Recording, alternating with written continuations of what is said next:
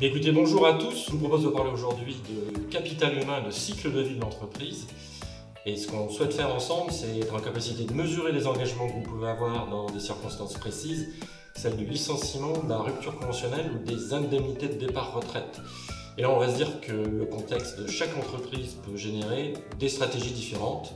Mais avant toute chose, on va poser le débat en se disant qu'on a une obligation de verser des indemnités, départ retraite, licenciement ou rupture conventionnelle, en rapport avec le Code du travail ou bien la convention collective. Et c'est toujours le texte le plus favorable qui s'applique.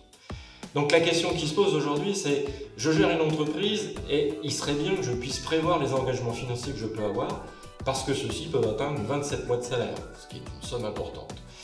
On va donc avoir une approche stratégique et on va parler de deux critères. En tout cas, on va parler de projet et de gestion au long cours du capital humain. Tout d'abord, les projets du chef d'entreprise, on est sur une rubrique plutôt positive puisqu'on est dans des situations de réorganisation, changement métier ou baisse d'activité, une situation de transmission qui est de dire mon entreprise a une valeur et au moment de la transmission, je transmets mon personnel et l'ancienneté acquise et donc les coûts financiers qui vont avec, et également les situations de non-transmission où il y a une cessation d'activité et là je dois à mes salariés des indemnités.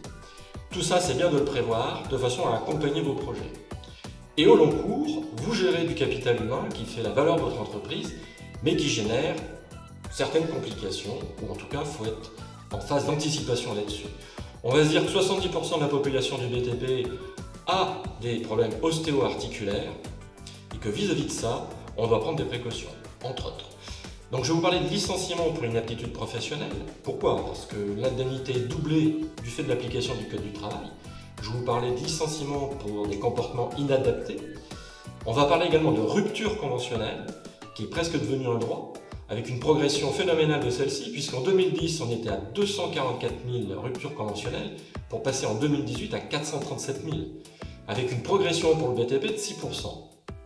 Quoi qu'il en soit, même si tout se passe bien dans l'entreprise, à un moment donné, il y aura des départs à la retraite.